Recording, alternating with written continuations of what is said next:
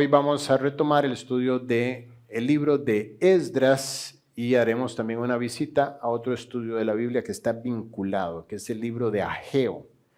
Entonces les voy a pedir a todos que se estacionen en el libro de Ageo capítulo 1. Ageo capítulo 1.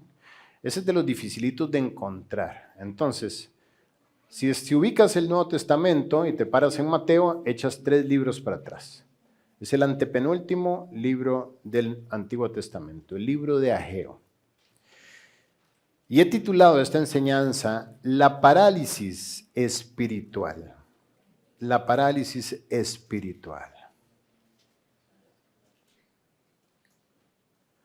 Si ya estás en Ageo, te quedas ahí y yo voy a navegar a lo largo de toda la Biblia para ir desenmarañando este aspecto de la parálisis espiritual.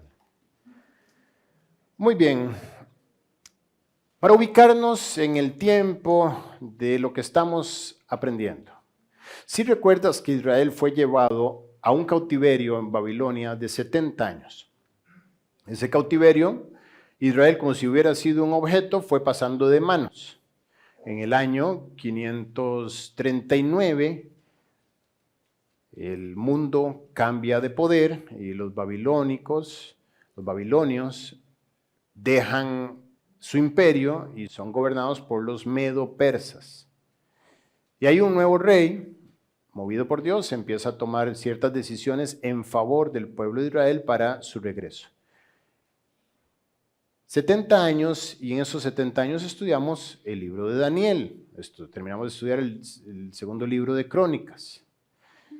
Y este cautiverio se dio en 3 olas, en años 605, 597 y 586. Y curiosamente, el regreso que arrancó a partir del año 538 a.C. aproximadamente, también vino en 3 olas. En este momento, si nos ubicamos en la línea del tiempo, estamos más o menos en el año 520 y 530, ubicados en lo que estamos y lo que vamos a estudiar hoy. En la primera ola del regreso de Israel, donde aproximadamente 50,000 personas regresaron de Babilonia hacia la tierra de Canaán. Y lo primero que ellos hacen, movidos por Dios, es reedificar el templo. En la sesión anterior vimos las decisiones que tomaron para empezar a reedificar el templo. ¿Por qué esto es importante? Porque el templo es el corazón de la comunión del pueblo de Israel con Dios. No nos interesa realmente tanto la historia, sino como los detalles prácticos de la historia y la tipología que hay detrás de todo esto. Es decir, las cosas que se escribieron antes para nuestra enseñanza se escribieron. Todo lo que está escrito tiene una enseñanza para tu vida cotidiana el día de hoy. No solamente para que conozcas el pasado, sino para que te ubiques en lo que está ocurriendo en tu vida hoy. En este momento está Dios intentando darte respuestas a oraciones que a lo mejor has tirado al aire desesperadamente. Y como Dios siempre opera desde flancos inesperados, Él nunca responde por donde nosotros creemos que lo va a hacer. Él es Dios, Él no está sujeto a tu suposición. Quizás hoy Él quiera darte a ti una herramienta que transformará tu vida. Y si no le conoces y solamente de oídas has escuchado acerca de Él, a lo mejor Él hoy está intentando presentarte a tu vida como el Salvador que necesitas. Todo esto detrás de la figura que hay escondida en estos acontecimientos históricos. Por eso es importante estudiar lo que costó reconstruir el templo de Israel, porque ese templo es el corazón de la comunión con Dios. Y el propósito de Dios es que te preguntes, ¿cuál es el corazón de mi comunión personal con Dios hoy en el 2025? ¿Está en pie esa comunión con Dios? ¿Está vigente, está operativa o está demolida también? ¿Sí ves el paralelismo entre las dos cosas? Ese es el propósito de la Biblia, que tú la uses como un espejo, no como un documental de National Geographic, sino como un espejo con el cual tú puedas ver tu alma e identificar las manchas de tu alma, poder analizar las fisuras de tu alma. No existe otra forma de sanar el alma. Solamente el que creó el alma puede sanar el alma. No hay solución humana. No hay centro de estudio que pueda tratar con el alma separada del creador del alma. Solamente el manual de usuario del alma te puede sacar adelante en los conflictos del alma. Por eso la importancia de ver los problemas que tienen que ver con el alma. Israel regresa a la tierra y no hay comunión con Dios porque no hay un templo. Así es que hay urgencia de reconstruir esa comunión con Dios y empiezan a construir. Y lo hemos venido estudiando en las semanas anteriores. Israel empieza a poner los cimientos del templo y estamos ubicados aquí justo en el año 538. Arranca la reconstrucción del templo liderada por dos hombres, Josué y Zorobabel. Zorobabel, gobernador de la tierra, y Josué, sumo sacerdote. Zorobabel, descendiente de David. Josué, descendiente de Aarón. Líder del templo y líder del gobierno. Un rey y un líder espiritual. La pareja ideal que Dios siempre usó para poner al gobierno su voluntad sobre Israel. Y Dios es fiel, dentro de la primera ola lidera esa ola con estos dos hombres. Y ellos ponen a andar la reconstrucción del templo. Y aquellos cimientos que espiritualmente nosotros empezamos a discernir como 4 grandes áreas espirituales en nuestra vida. El primer cimiento, ¿cuál era? La vida en los medios de gracia. ¿Cuáles son los medios de gracia? Hay muchas personas que vienen por primera vez, quizás, o han venido pocas veces. Medios de gracia es como los medios de pago, o como los medios de transporte, o como los medios de comunicación. ¿Para qué sirven todos ellos? Bueno, los medios de pago te sirven para pagar. Tarjeta, Yapi, transferencia, cheque, billete, etcétera. Medio de pago te sirve para pagar. Medio de comunicación, medio de transporte, me subo en él y me transporto. El avión, el barco, la bicicleta, el carro, la patineta, etcétera. Me transportan. Medios de comunicación, los uso y me comunico. Aló, hola, y me comunico. La carta, el telegrama, el fax, etcétera. Ya no se usan, pero existieron. Y los medios de gracia, ahora adivina, maestro, ¿para qué sirve un medio de gracia? Para llevarte a la gracia, a crecer en la gracia. Entonces, ¿cuáles son los medios que me acercan a la gracia? Hablemos en negativo. ¿Cuáles son los medios que te acercan a la desgracia? Muy sencillo. La queja, la crítica, la inmoralidad, el odio, la ira, el rencor, la rivalidad, todo lo que añade desgracia a mi vida me llevará a más desgracia. Las malas conversaciones corrompen las buenas costumbres, dice la Biblia. Entonces, si quiero ser un desgraciado, entonces métete en malas conversaciones. Hay personas que solamente le ven el lado negativo a las cosas. Todo está mal desde su perspectiva. Entonces serán personas desgraciadas. Gracias, hermano. ¿Por qué? Porque invierten, siembran en la desgracia. Dice la Biblia, ¿quieres ver días buenos? Refrena tu lengua de mal y tus labios no hablen engaño. Busca la paz y síguela. ¿Quieres que mañana martes sea un gran día? Entonces desde la mañana cuida tu boca. Cuídate de la queja, guarda tu corazón sobre toda cosa guardada. Y vas a ver un día bueno, un día lleno de gracia. Entonces, ahora sí que es un medio de gracia, son aquellos medios que Dios ha puesto a tu disposición para que crezcas en la gracia. ¿Cuáles? La lectura. Lo decía yo ahora en el Salmo 1, dice que, sino que en la ley de Jehová está su delicia, y en su ley medita de día y de noche. Será como un árbol plantado junto a corrientes de agua que da su fruto a su tiempo, que su hoja no cae, y todo lo que emprende prosperará. Ese es el hombre que invierte tiempo leyendo la Biblia. Nunca se aparte de tu boca este libro de la ley, sino que de día y de noche meditarás en él, para que guardes y hagas conforme a todo lo que en él está escrito. Y dice la promesa, porque entonces harás prosperar tu camino y todo te saldrá bien. Josué 1:8. Te está diciendo, es un medio de gracia la lectura. Bienaventurado el que lee, dice el Apocalipsis 1. La lectura es un medio de gracia. La oración. Dice, por nada estéis afanosos, si no sean conocidas vuestras peticiones delante de Dios en toda oración y ruego con acción de gracias. Y la promesa, y la paz de Dios que sobrepasa todo entendimiento, guardará vuestros corazones y vuestros pensamientos en Cristo Jesús. La oración te hace crecer en la gracia. Si inviertes tiempo en la lectura, si inviertes tiempo en la oración, vas a crecer en la gracia. La memorización. ¿Con qué limpiará el joven su camino? Con guardar tu palabra. Entonces, cuando tú metes la Biblia en tu corazón, estás limpiando tu camino, estás limpiando y equipando tu mente para mantenerla lejos de los pensamientos que no son de virtud.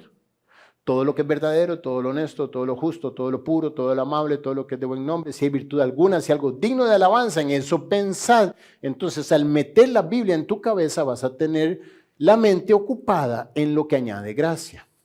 ¿Qué otro medio de gracia? Estudiar la Biblia, discipularte. Lo que oísteis y visteis en mí, esto enseña a hombres fieles que sean idóneos también para, esto encarga a hombres fieles que sean idóneos también para enseñar a otros. Es decir, discipula, eso te va a mantener a ti ocupado, examinado. Cada vez que tú pasas tu vida por la palabra de Dios, tienes que ponerte a cuentas. Tienes que bajar los brazos y ponerte a cuentas. No hay forma de enseñar la Biblia viviendo una doble vida. Tienes que estar a cuentas delante de Dios. Por eso discipular y ser discipulado es un increíble medio de gracia, porque te expone directamente a la luz. ¿Qué otro medio de gracia? Y aquí los nuevos van a retorcerse en sus sillas. La ofrenda es un medio de gracia. ¿Por qué? Porque muero a ese malvado Dios del dinero que nos tiene esclavizados, creyendo que Él es todopoderoso en nuestras vidas y que Él es el que nos da todas las cosas y que si hay Él hay paz y no está Él no hay paz. Y cuando vemos que Él se va reduciendo, entonces nuestro afán va creciendo. Y Pablo le decía a los filipenses, no es que busque dádivas, sino que busco fruto que abunde en vuestra cuenta. Entonces, al morir al Dios del dinero, entonces hay fruto que abunda en mi cuenta. Pablo le decía a los corintios, y el Dios de paz, ve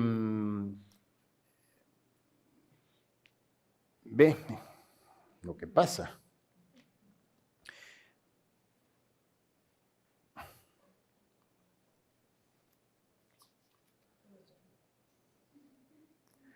Dice...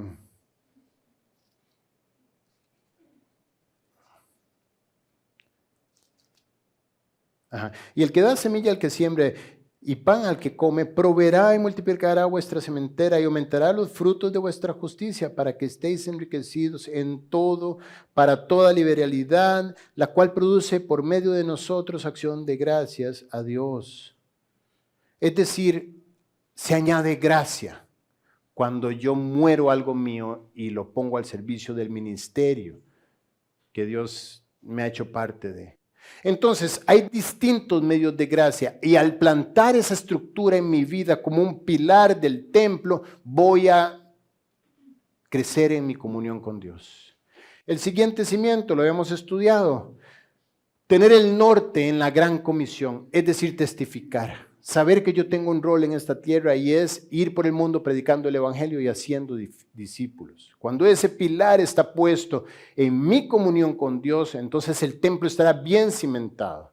El tercer pilar, una vida en el camino de santidad. Todo esto está vinculado. Donde termina uno, quizá ya empezó el anterior y está terminando el anterior y está comenzando el otro. Si guardas tu vida en los medios de gracia y decides que tu norte sea la gran comisión, entonces vas a vivir una vida separada del pecado. ¿Por qué? Porque no conviven las dos cosas. Así es que la santidad es un pilar importantísimo, al igual que el cuarto, que es el servicio, una vida de servicio. Esto es haciendo un repaso rápido de lo que implica levantar el templo de Israel en tu propia vida. Tú también tienes que reedificar. Tú también eres un constructor de la comunión con Dios. Tu corazón es ese Jerusalén que llegó demolido y donde Dios quiere plantar su centro de comunión. Y a través de estos pilares, Él lo hará. Israel, liderado por Josué y Zorobabel, empezó a reconstruir y se levantaron enemigos, también estudiamos. 3 tipos de enemigos. Algunos, los primeros, que parecían amigos y le ofrecieron a Josué y a Zorobabel construir en conjunto, porque ellos también, aparentemente, adoraban al mismo Dios. Y sabiamente los líderes de Israel dijeron, no necesitamos ayuda, gracias. Y estos son todos aquellos impulsos de nuestra propia naturaleza que se identifican como amigos cercanos de tu comunión con Dios y que quieren construir junto contigo para debilitar desde lo profundo los cimientos de esa construcción. La mentira, los complejos, el resentimiento, el orgullo, y la lista puede extenderse toda la noche porque la antigua naturaleza es el maestro de los 1000 disfraces. Ella siempre se manifestará de una o de otra forma. Estará buscando una manera de meterse en el proyecto. Y cuando tú crees que estás a cuenta en todo, ya creciste en orgullo. Solo el gobierno del Espíritu Santo en tu vida puede mantenerte lo suficientemente humillado como para que Dios te use. No hay un día donde estás preparado. Esto no es una competencia en la cual tú entrenas, te preparas, te esfuerzas, te alimentas para llegar listo el día de la carrera.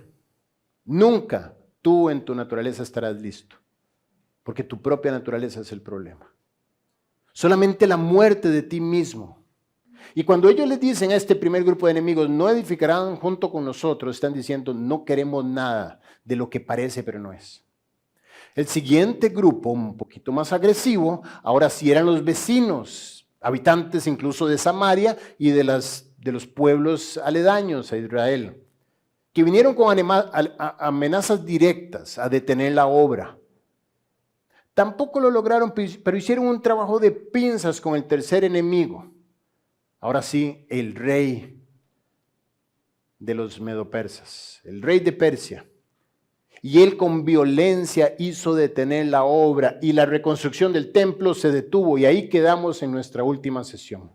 Se detuvo la reconstrucción. 3 enemigos, la carne, el mundo y el diablo. Los mismos 3 enemigos que tú tienes. El que está dentro tuyo, que mira detrás de tus ojos, que siempre está proponiéndote hacer lo que no agrada a Dios, que se mete en tus conversaciones, que reacciona algunas veces sin preguntarte. El que está ahí, el que se levanta cuando tú te levantas en la mañana y llega contigo hasta el final del día. El mundo, lo que ocurre cuando pones ya tu pie en la cama para levantarte. Toda la presión que hay alrededor tuyo. Y a veces ni hay que levantarse de la cama porque ya el teléfono lo tenemos aquí al lado y ahí empieza la presión del mundo. Y el diablo, por supuesto, la estructura espiritual diseñada para hacernos caer.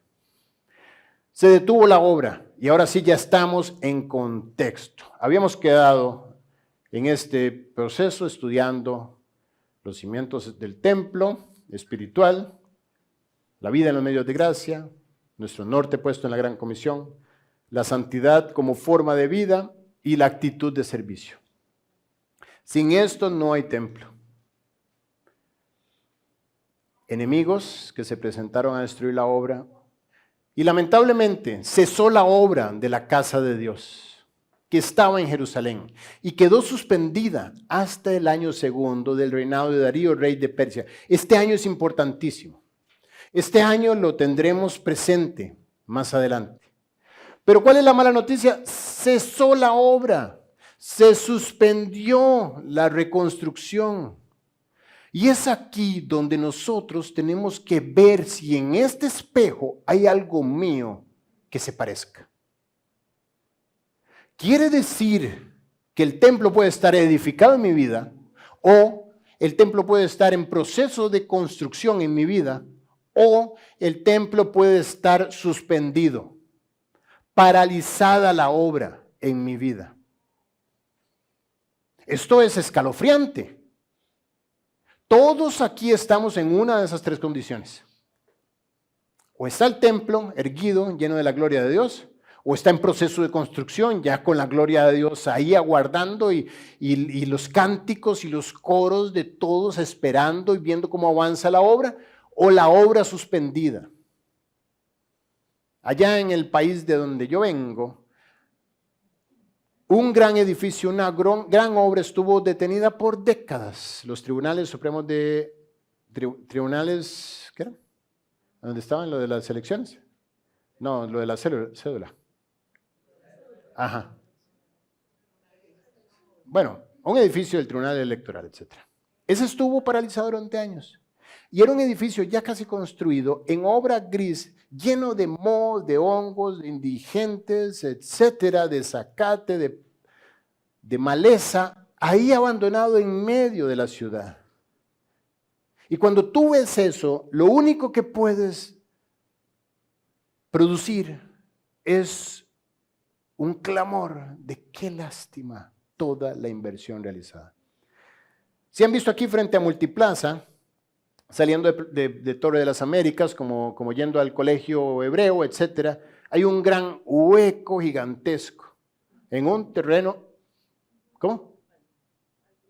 Baldío. O sea, un terreno que hay un hueco gigante lleno de agua y lleno de unas varillas y ahí algo empezó a ocurrir. Marito, diste en el clavo. Una construcción abandonada en un terreno que no podemos dimensionar su valor, frente a Multiplaza en Punta Pacífica. ¿Qué ocurre cuando pasas por ahí? Tú dices, qué lástima. Hay edificios ya operativos, hay edificios en proceso y hay obras paralizadas, abandonadas. Cesó la obra de la casa de Dios. Los enemigos lograron hacer que se detuviera la construcción. Ese es el punto. Ahí quedamos la vez anterior. Llegaron a amenazar y lograron que se detuviera la construcción. Y no solo eso, sino que esa construcción se detuvo 15 años. 15 años. Si te conviertes en un promedio entre los 20 y 25 años y vives hasta los 85, 90 años, vamos a decir que tuviste una vida cristiana así de 60 años. Y 15 años de tu vida cristiana de 60 años estuvo la obra paralizada. Estamos hablando que el 25% de tu vida cristiana estuviste dando lástima espiritual.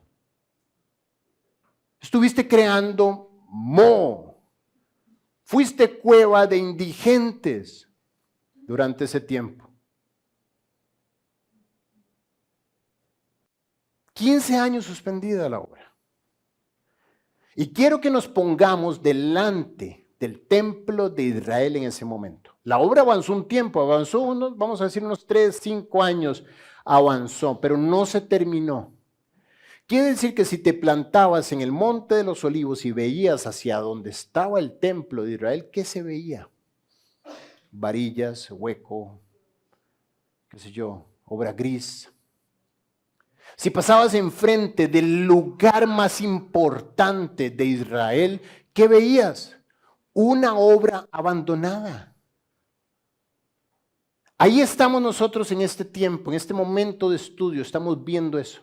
Hoy, si vas a Jerusalén, vas a ver una obra abandonada también. Ni siquiera empezada a construir, ¿Por qué? Porque fue demolida en el año 70 después de Cristo. Pero en aquel momento, en este momento de la cronología que estamos estudiando, estamos aquí parados en el año 520. En ese momento lo que hay es chatarra, a medias. Una obra que quiso pero que no empezó. Una obra que quedó suspendida. ¿Era la voluntad de Dios tener una obra a medias? Por supuesto que no. ¿Tenía Dios recursos para terminarla? Por supuesto que sí. ¿Hubiera logrado Dios terminarla? Sí. Entonces, ¿dónde estuvo el punto que hizo que se detuviera? En el pueblo. Y como las cosas que se escribieron antes para nuestra enseñanza. Entonces, si la obra en tu vida está con varillas oxidadas detenida, es porque tú lo has permitido. Porque ninguno de los tres enemigos es superior al que patrocina la reconstrucción de la obra en tu vida, la obra espiritual. Pero la buena noticia, según leíamos, quedó suspendido, pero dice hasta. ¡Ey, qué bueno que dice hasta! ¿Qué quiere decir? Que en algún momento se logró terminar. Eso nos da esperanza. Si tú eres de los que están ahorita con la obra suspendida, entonces esa obra estará suspendida hasta cierto punto. En este caso, hasta este año, el año segundo de Darío, rey de Persia. En tu caso, ¿hasta cuándo? Será hasta el mes primero del año 25 del segundo milenio en el reinado de Raúl Mulino, cuando se reinicie la reconstrucción de la obra espiritual en tu vida, ¿o hasta cuándo? ¿Pasarán 15 años más? Ese es el tema de hoy. 15 años. La pregunta, ¿cómo lucía la obra? Lucía triste, abandonada. Pero peor aún, ¿cómo vivía el pueblo en medio de esa situación? Los creyentes, los hijos de Dios, los israelitas. Es más, me pregunto, Josué, sumo sacerdote, ¿qué hacía Josué 15 años sin templo? Si su trabajo era ser sumo sacerdote del templo. ¿Qué hacía? ¿Se sentaba a tomar café? ¿Qué hacía? Eso es como cuando te contratan de gerente y no te dan personal. No, tú eres, amén, dice allá mi amigo.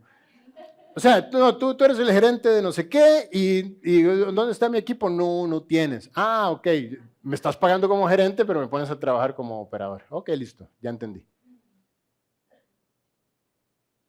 Sumo sacerdote de nada. ¿Pero qué hacía el pueblo? ¿Cómo vivía el pueblo?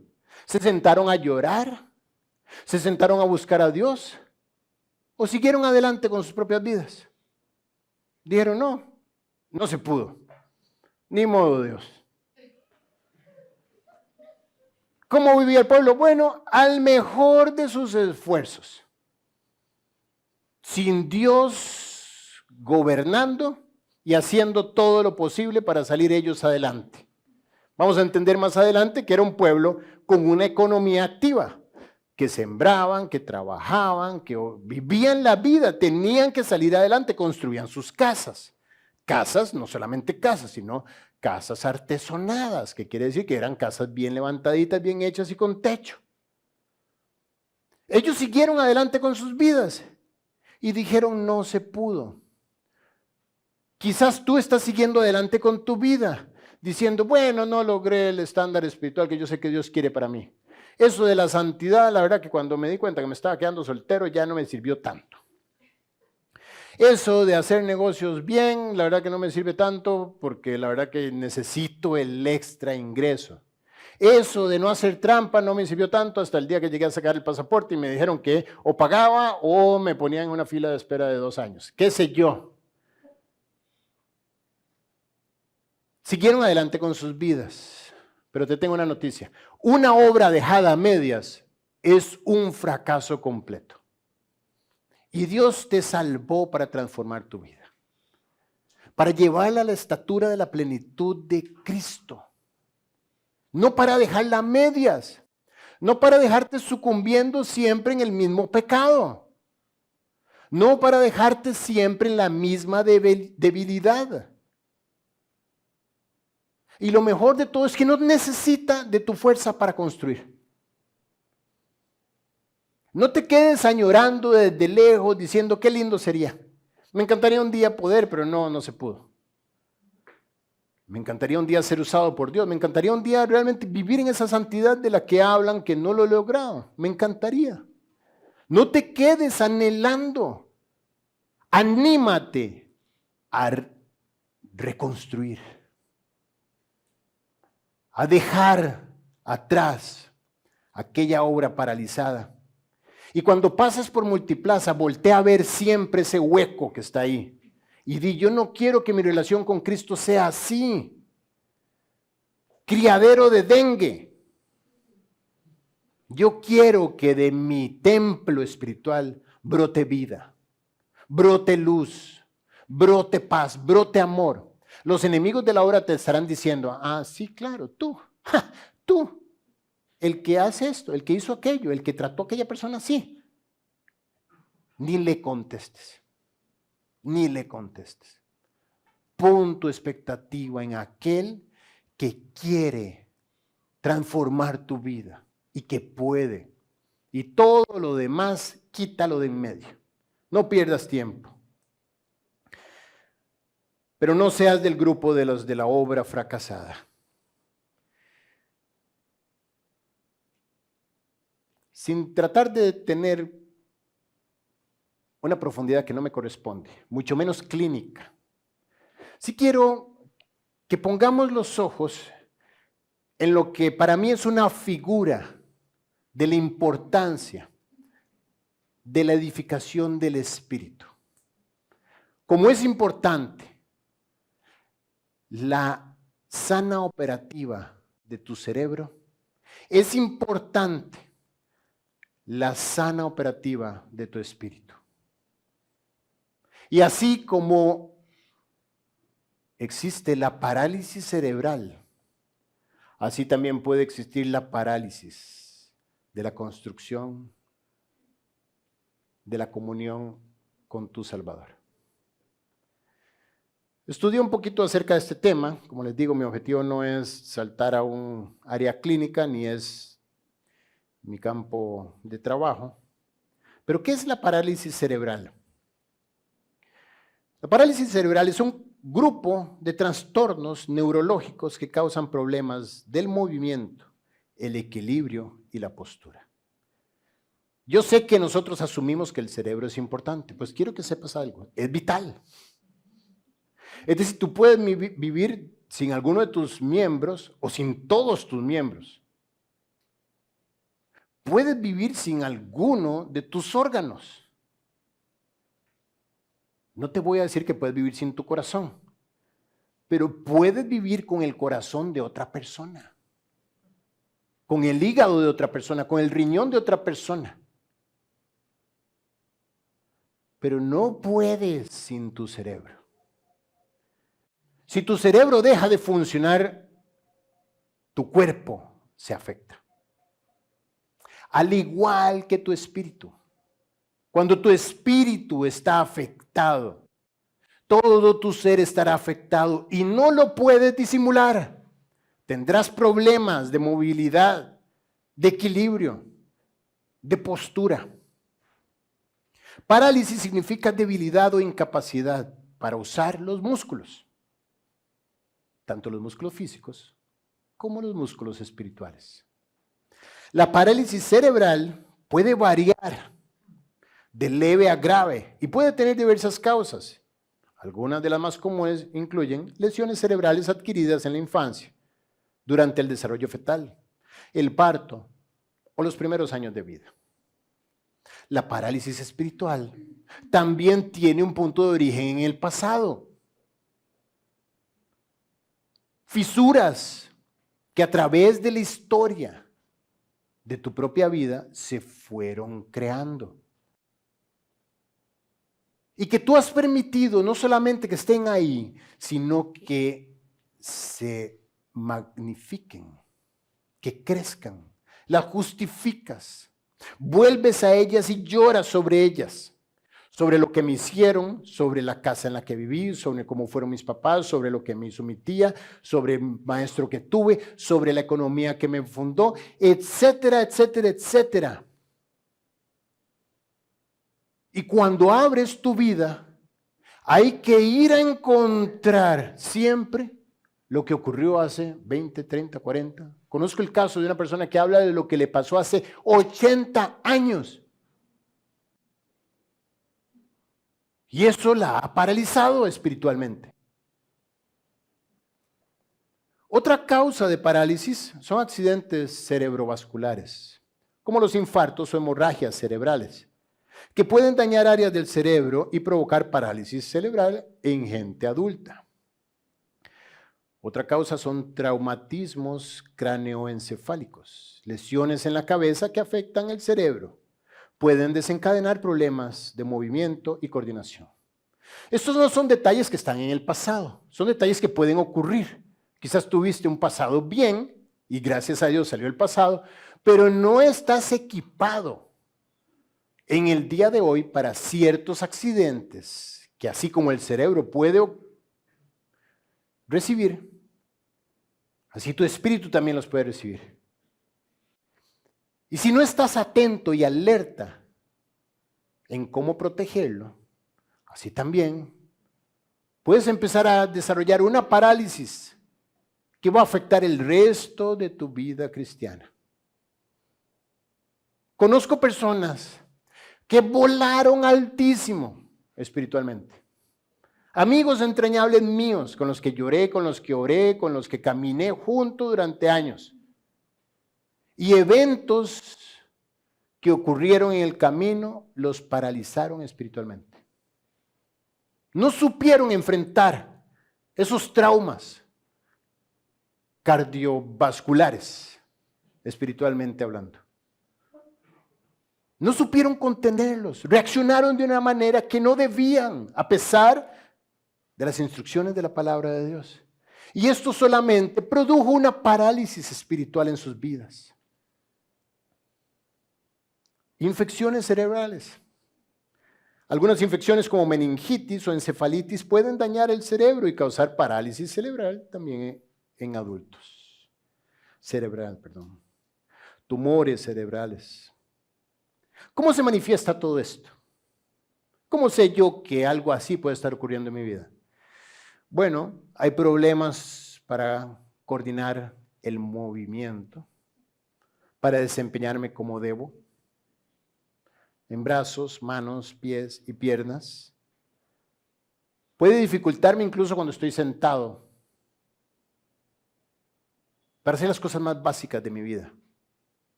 Disminución en la capacidad intelectual. Pérdida de perspectiva. Los aspectos más sencillos, como deja atrás y sigue adelante, se hacen un mundo y no se puede.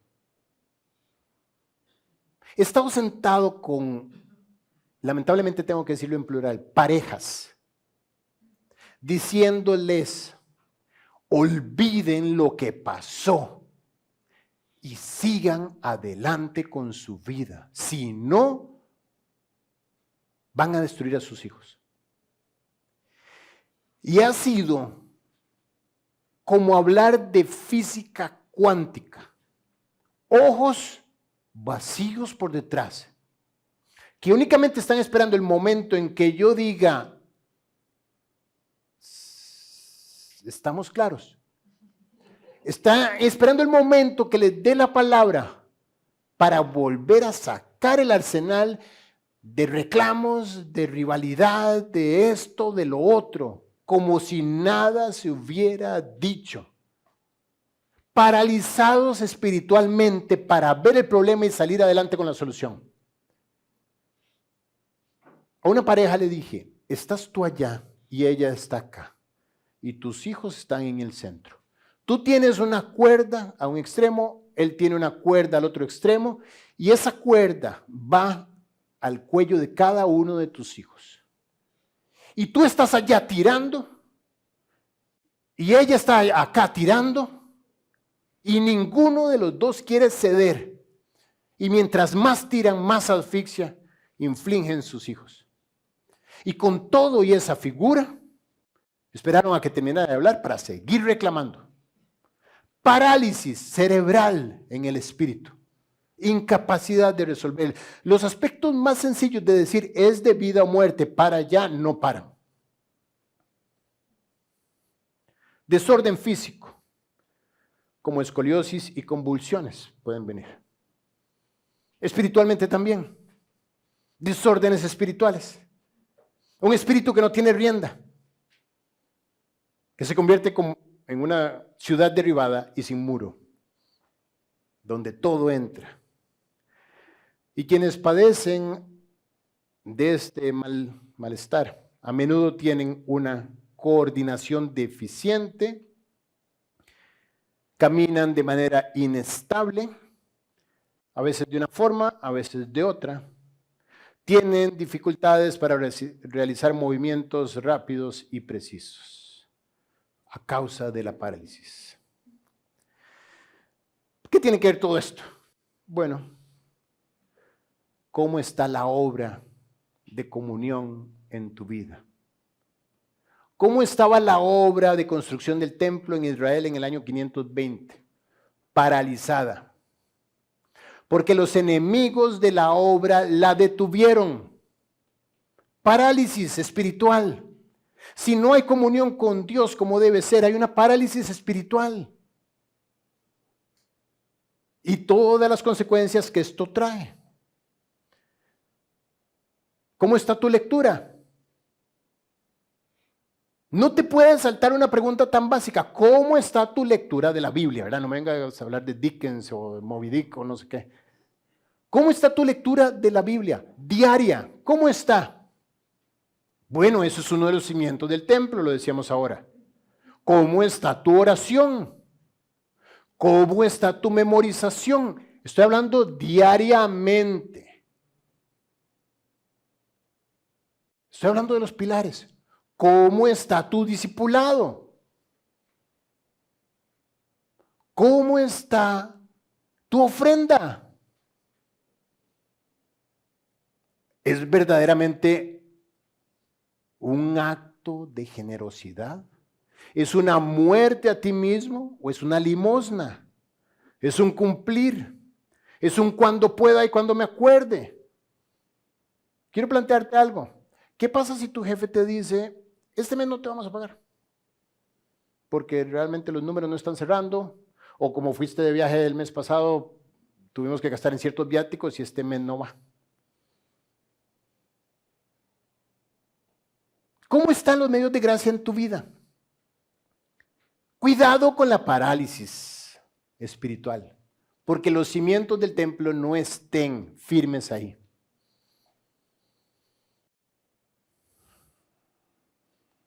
Tu obediencia. ¿Es un aspecto negociable? ¿O es el fin de la conversación obedecer? Así es que llegó el momento de despertar. Qué bueno que llegó el año 520, el año segundo del rey Darío de Persia. Ya vimos la importancia. Esdras 5, del 1 al 2. No se vayan, quédense en Ageo. Pero acabamos de terminar el capítulo 4, donde dice que cesó la obra, que se suspendió la obra. El siguiente versículo es este, el 5:1. Dice, profetizaron Ageo y Zacarías. ¿Qué cambio tan radical de tema? Empieza a nombrar una persona que no es nombrado en ningún otro lugar. Ageo. Se detuvo la obra, cesó la obra. Siguiente capítulo, se abre el telón y dice, profetizaron Ageo y Zacarías, hijos de Ido, ambos profetas, a los judíos que estaban en Judá y en Jerusalén, en el nombre del Dios de Israel que estaba sobre ellos. Ok, se levantaron dos tipos y hablaron en el nombre de Dios. Siguiente versículo, dice la Biblia que se levantaron Zorobabel, hijo de Salatiel, y Jesúa o Josué, hijo de Josadac, y comenzaron a reedificar la casa de Dios que estaba en Jerusalén. Lo que no hicieron en 15 años, de repente lo empezaron a hacer. ¿Cuál es la pregunta lógica? ¿Qué les dijeron? 15 años sin hacer nada, 15 años desempleado, trabajando en el ande para arriba y ande para abajo y no hacían nada.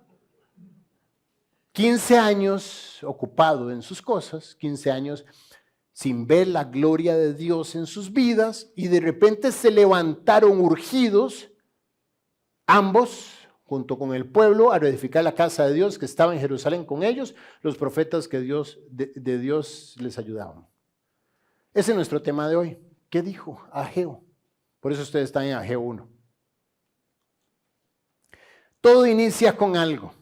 Inició con donde inician todas las cosas en tu vida. ¿Dónde inicia todo? ¿Dónde inició todo? ¿Dónde se puso todo en acción? ¿Dónde? En la palabra de Dios. Dios dijo, sea la luz. Y ahí arrancó todo. Un día a tu corazón manchado de pecado llegó la palabra de Dios. Y se hizo también la luz y naciste de nuevo por la presencia de la palabra de Dios en tu corazón. Igual que el reinicio de todas las cosas en tu vida, nunca ocurrirán sin la palabra de Dios. Por eso empieza el capítulo 5 diciendo, profetizaron Ageo y Zacarías. Hoy vamos a estudiar Ageo.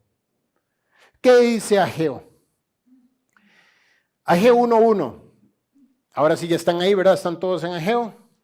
En el año segundo del rey Darío, ¿qué decía Esdras 4? Que se suspendió la obra hasta el año segundo. Primero, por favor, esto es hermoso, tener la palabra de Dios.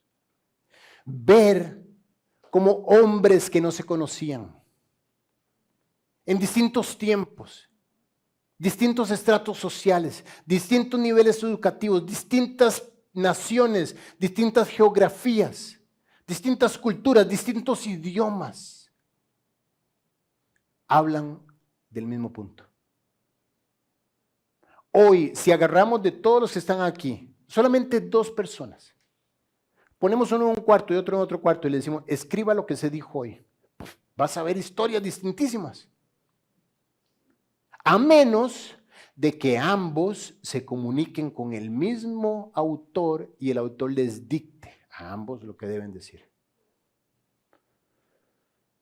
En el segundo año del rey Darío, congruente con lo que decía Esdras, en el mes sexto, en el primer día del mes, vino palabra de Jehová por medio del profeta Ageo. El capítulo 5, versículo 1 empieza diciendo, profetizaron Ageo y Zacarías.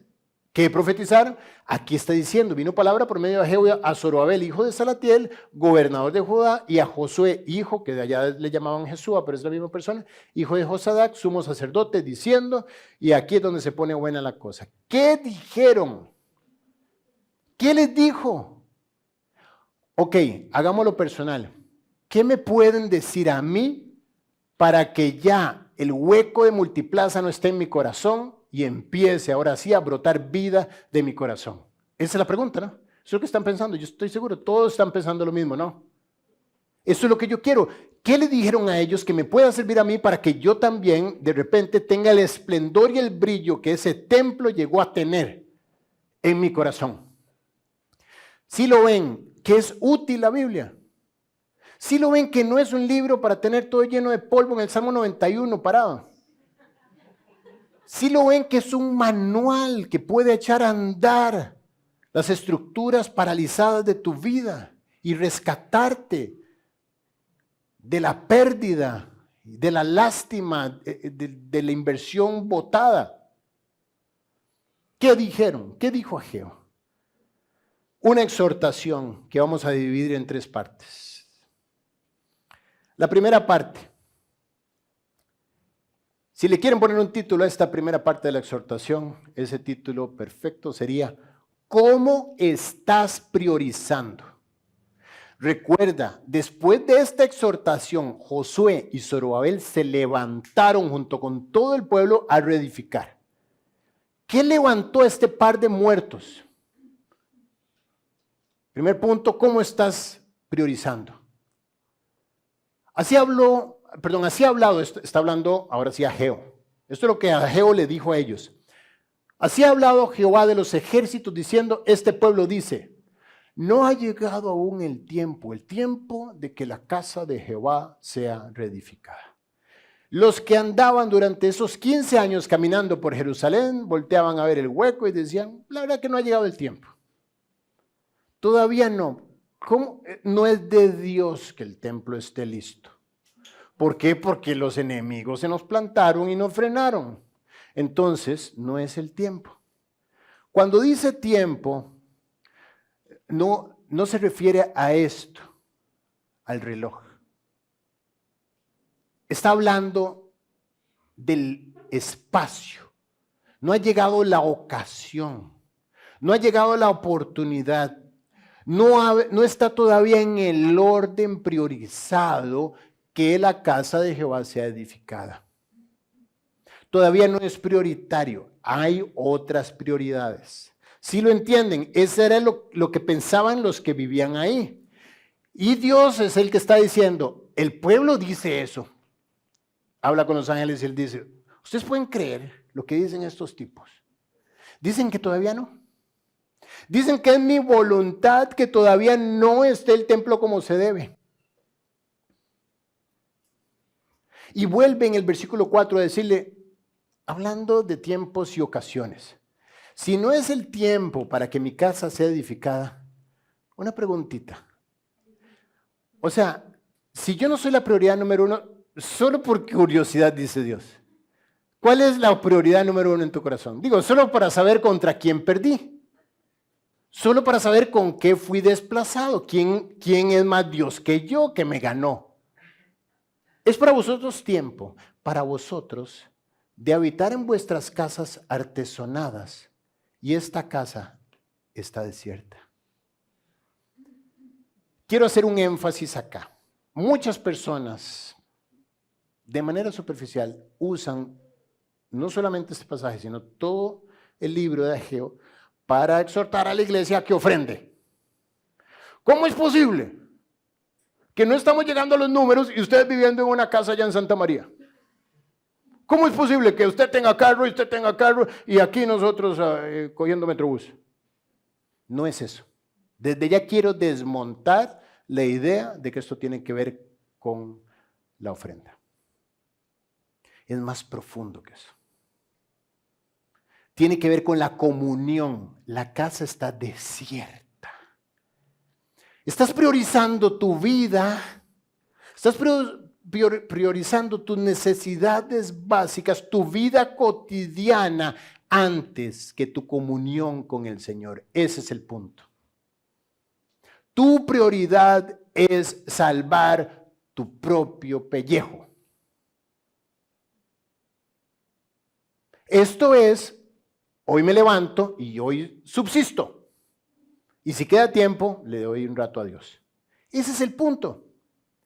Es para vosotros tiempo de resolver tu vida cotidiana antes de ocuparte de la comunión con tu Salvador.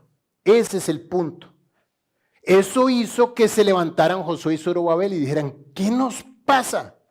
Estamos metidos en tratar de resolver nuestra vida cotidiana, construyendo casas, barrios, acueductos, cosas, y el templo de Dios está destruido, desierto, no hay nadie ahí enseñando la palabra de Dios, no hay nadie ahí ofreciendo sacrificios en expiación por los pecados, no hay nadie ahí alabando a Dios y adorándolo. Todos estamos en la vida cotidiana. ¿Qué dice ahí? ¿Está la vida cotidiana antes que la comunión con tu Señor?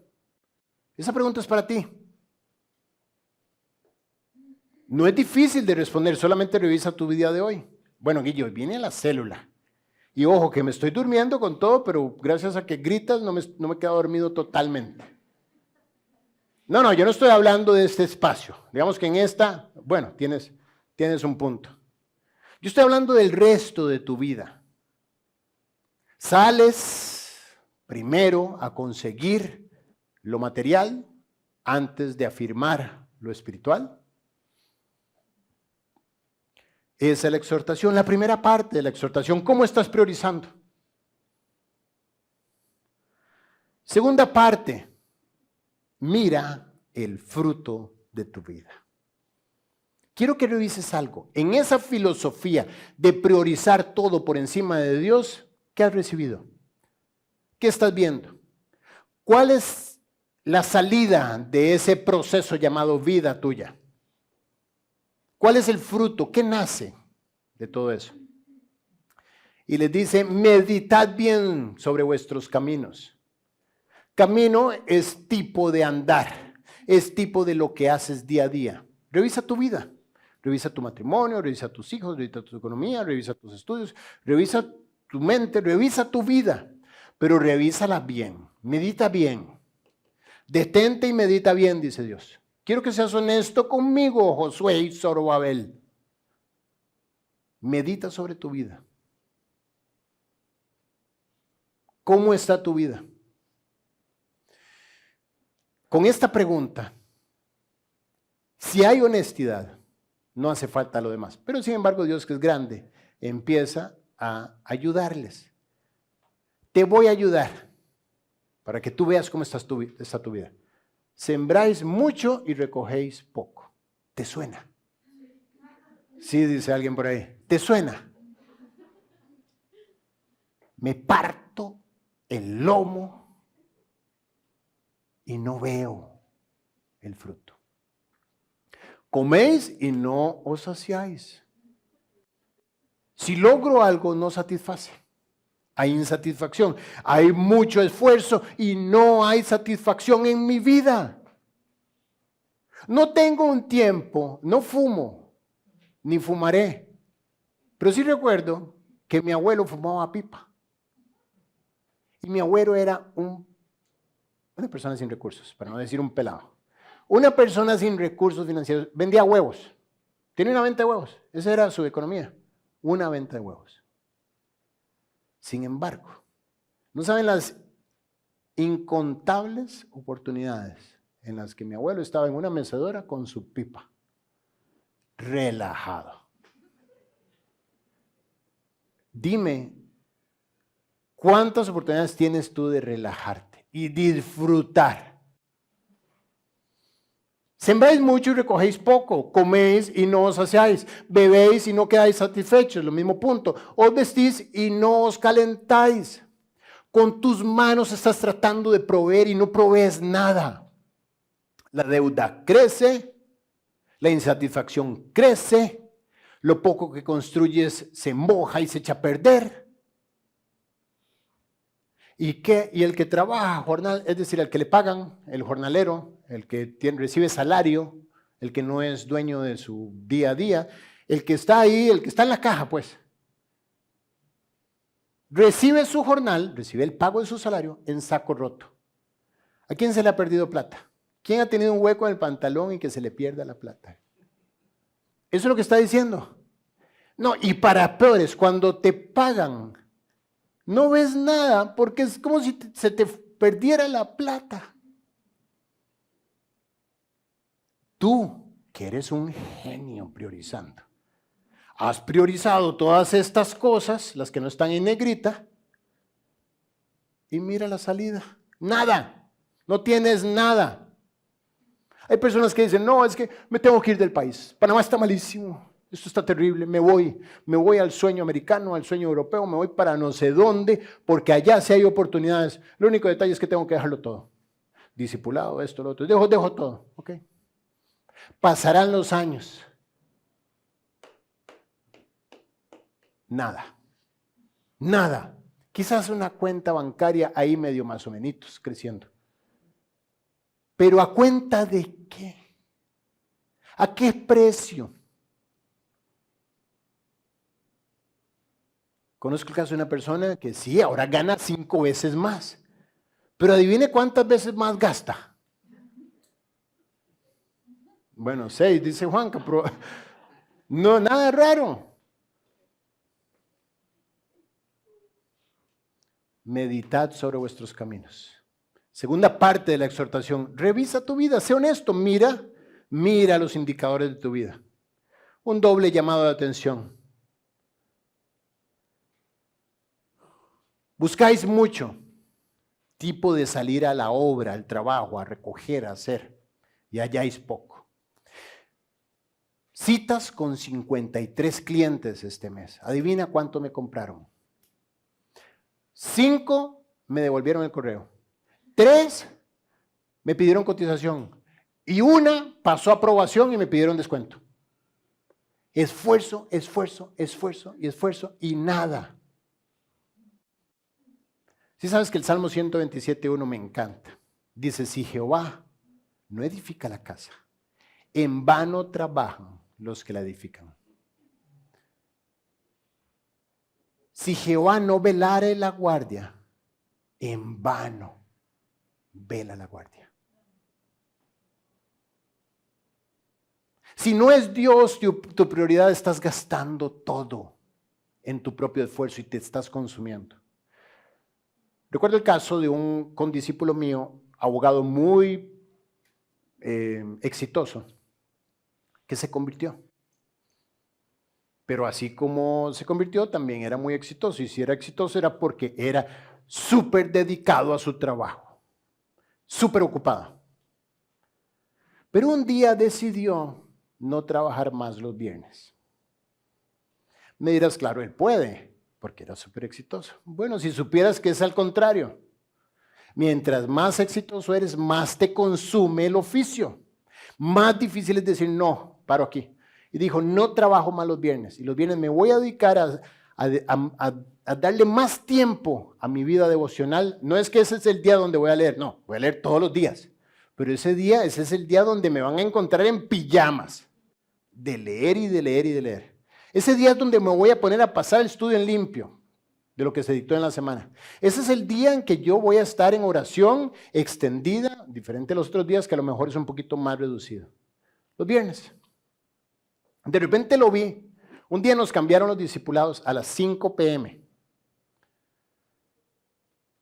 Yo llegaba, olía a fibra cuando me bajaba del carro. ¿Saben qué es la fibra? Los frenos del carro. Bueno, yo llegaba así aterrizado. Cuando entraba al discipulado, él estaba bañado. Llegaba bañado, con ropita bien, no la del día. Y ¿cómo tú llegas bañado y todo así, perfumadito y todo? No, es que estoy saliendo antes del trabajo. Y curiosamente, sus números empezaron a crecer. Menos esfuerzo y mayor ganancia. Ya no habían 34 clientes, quizás habían solo 4, pero eran los clientes. ¿Por qué? Porque descanso en que si Jehová no edifica la casa, en vano trabajo yo, aunque me mate. Mira lo que ese pasaje que es increíble termina diciendo en el versículo 127, 1, 2 y 3. Aquí más adelante dice, si Jehová no edificare la casa, en vano trabajan los que la edifican. Si Jehová no guardare la ciudad, en vano vela la guardia. Oigan esto, por favor oigan esto. Los que están dormidos, les voy a robar un poquito de tiempo de su sueño. Oigan esto, versículo 2 dice, por demás es que os levantéis de madrugada y vayáis tarde a reposar, y que comáis pan de dolores, pues que a su amado dará Dios el sueño. Dice, te vas a desgastar, es este punto. Buscáis mucho y halláis poco y encerráis en casa. Bueno, pero por lo menos estoy ahorrando. Está bien, dejé todo. Es más, ni siquiera voy a ofrendar este mes para capitalizar. ¡Pah! Se daña el aire acondicionado. Y lo disiparé en un soplo. ¡Pah! El motor del carro. ¡Pah! La factura de la clínica. Dios dice, oh sí, capitalizando. Ay, mira qué increíble, qué genio. ¿Por qué?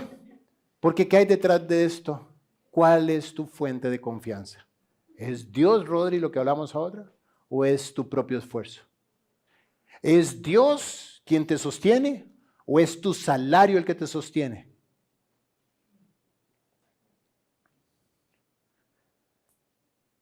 Sigue el estudio, no ha terminado. La exhortación, parte 3. La primera es cómo estás priorizando. La segunda es mira el fruto de tu vida. Y la tercera, ¿sabes qué? Estás luchando contra Dios. ¿Por qué? ¿Por qué ha pasado todo esto? Dice, por cuanto mi casa está desierta y cada uno de vosotros corre a su propia casa. Ese es el punto. No me priorizaste. ¿Cuáles son las prioridades en tu vida? ¿Qué está de primero? Si no es Dios el que está de primero, y esto no es solo un decir, prácticamente, si Dios no es tu prioridad, si no es lo primero de tus pensamientos, si no es la primicia de tus frutos, dice, honra a Jehová con tus bienes y con la primicia de todos tus frutos. Es cierto, habla de la ofrenda nuevamente, pero es más profundo que eso, porque tus bienes no son solo el dinero. Tus recursos son tu tiempo, son tu atención, son tu esfuerzo. No es lo mismo que dediques el cerebro a Dios cuando está fresquito, en mi caso en la mañana, en el caso de otras personas en la noche, no sé, a que se lo dediques cuando ya estás colapsado. No es lo mismo. ¿Cuál es el tiempo que le dedicas a Dios? ¿Qué es lo de ti lo que le dedicas? ¿Es lo primero lo mejor o es lo último lo que sobra? ¿Son las primicias o son las limosnas? ¿Qué es lo que le dedicas? Bueno, de la misma forma cosecharás fruto. Así es que esa es la tercera parte. Seguirás tratando de ponerte creativo, pero solamente estás luchando contra mí, dice Dios. ¿Por qué? Porque mi casa está desierta. La comunión conmigo está violentada a causa de tu creatividad. Luchas contra Dios. Por eso, dice Dios, Josué, Zorobabel, por eso es que durante estos 15 años, si prestan atención, se detuvo de los cielos sobre vosotros la lluvia. Por eso hay sequía. Y la tierra detuvo sus frutos. Por eso se están matando para sembrar y no cosechan. Por eso llamé la sequía, y aquí nuevamente reafirmo en el tiempo y en el sujeto de este verbo, ¿quién es el que está detrás? ¿Quién? ¿Cuál es el sujeto tácito aquí? Dios. Dios dice, yo llamé a la sequía, no fue el diablo. El diablo dice, no hombre, a mí me echan las culpas de todo, qué pereza. Cochino diablo, que tierra seca y no llueve nada. El diablo dice, yo, o sea, ahora soy yo. Bueno, ni modo, eso me toca por ser el diablo. Pero ojo, lean, dice el diablo, lean, no fui yo, llamé la sequía, Dios llamó la sequía porque no quiere dejarte a ti salirte con las tuyas en tu creatividad de decir yo soy mi propio Dios.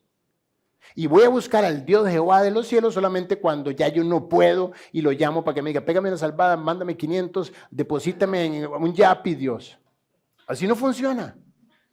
Llamé la sequía sobre esta tierra y sobre los montes, sobre el trigo, sobre el vino, sobre el aceite, sobre todo lo que está en la tierra, lo que la tierra produce, sobre los hombres y sobre las bestias y sobre todo trabajo. Sí, yo soy el culpable, yo fui el que decidí. Realmente no soy el culpable, yo soy el que lo accionó, tú eres el culpable. Ahora entenderán por qué Josué y Zorobabel se levantaron y empezaron a reedificar. Porque la palabra de Dios llegó, así como está llegando a tu vida hoy en día. Y Dios les da la respuesta, mira que Dios está increíble. Y dice, bueno, ya les dije cuál es el problema, ahora, ¿qué tienen que hacer? A ver, muchachos, ¿qué se les ocurre que debemos hacer? Subid al monte y traed madera y reedificad la casa. Manos a la obra nuevamente.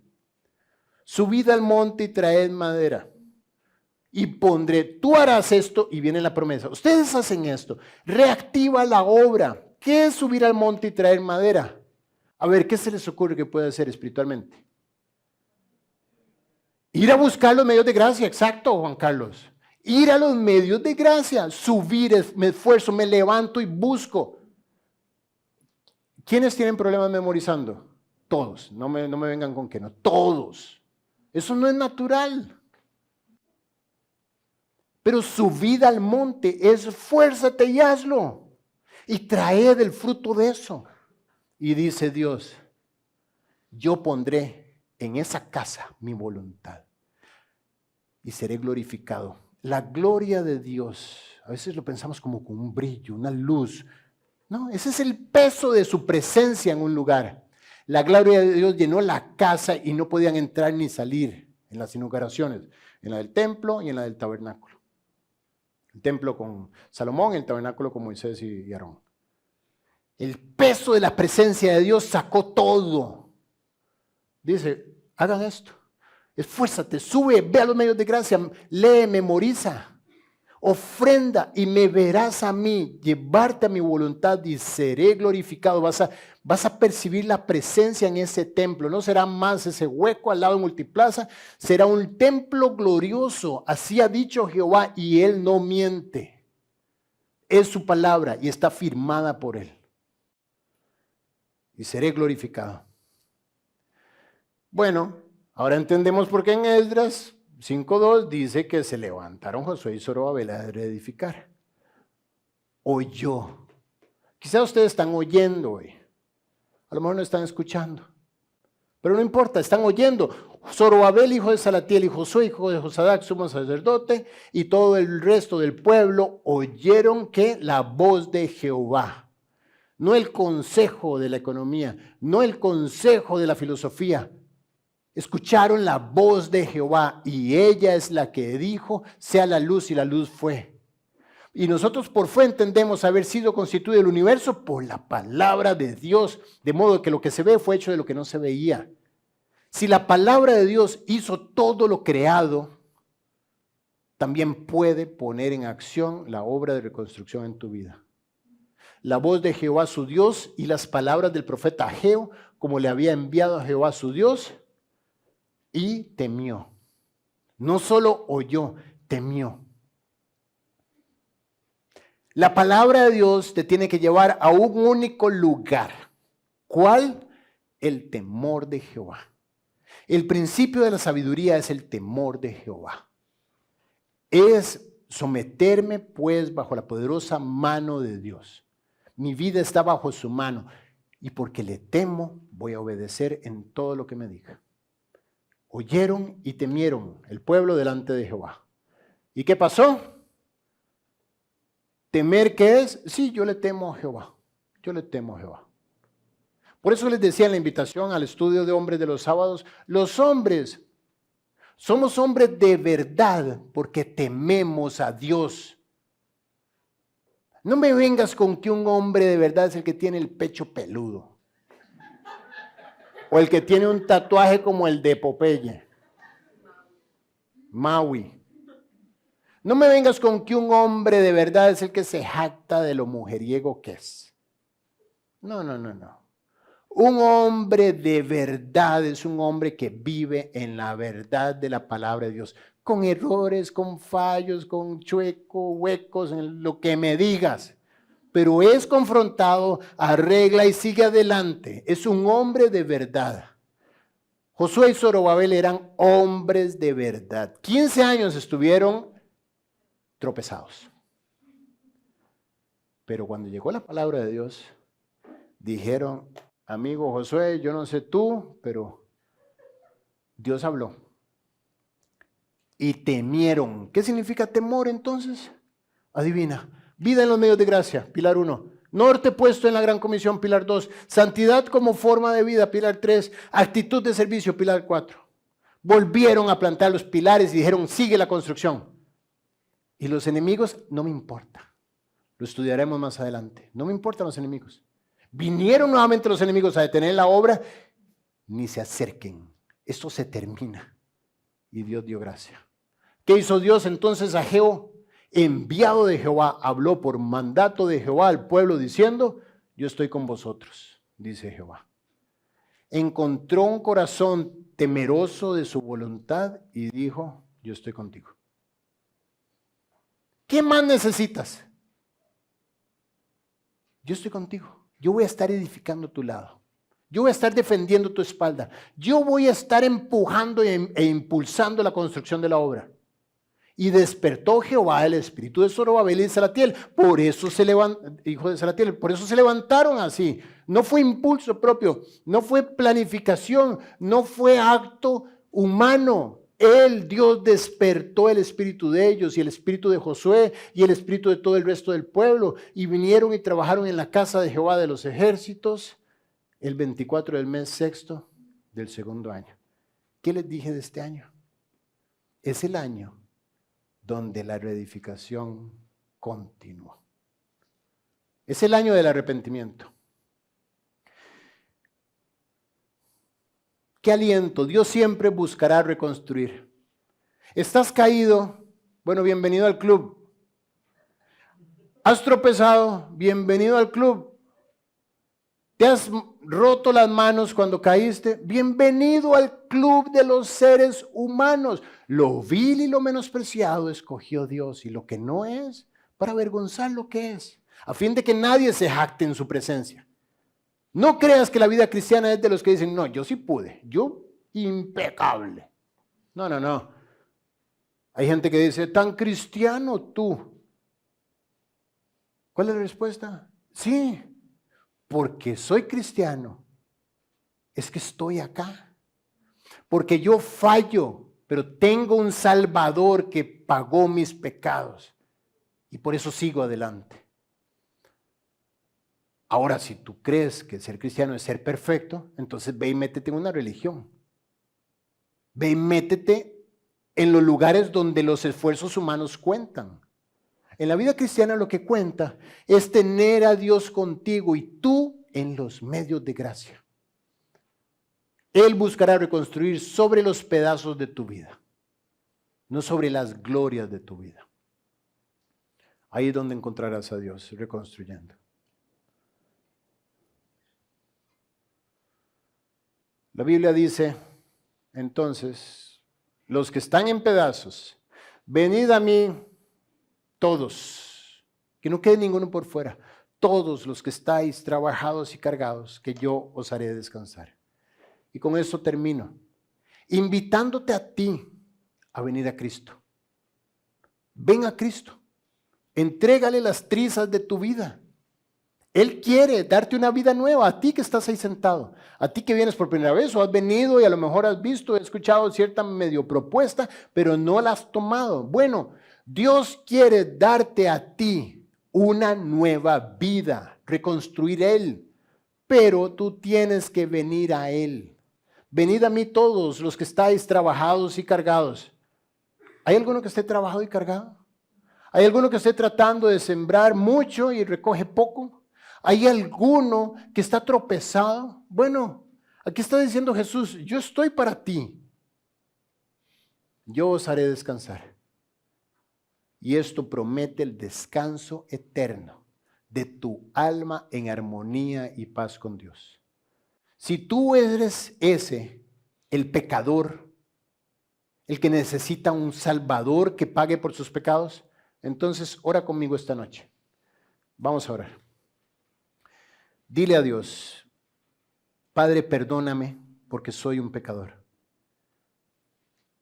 Hoy he escuchado que hay esperanza para mí, porque tú pagaste mis pecados en la cruz. Y tu palabra dice que resucitaste 3 días después, demostrando que venciste mi propia muerte. Y que estás vivo. Y definitivamente estás tocando la puerta de mi corazón. Te quiero abrir. No tengo méritos. No tengo currículum. No hay obra que me haga merecer tu perdón. Pero apelo a tu misericordia. Y te pido, por favor, que entres en mi corazón. Me llenes de tu gloria como un templo vivo, con tu presencia dominando, y me hagas una nueva persona. Reconozco que tú eres mi Salvador, pagaste mis pecados, y quiero que seas mi Señor. Quiero seguirte enséñame. En el nombre de Jesús, amén.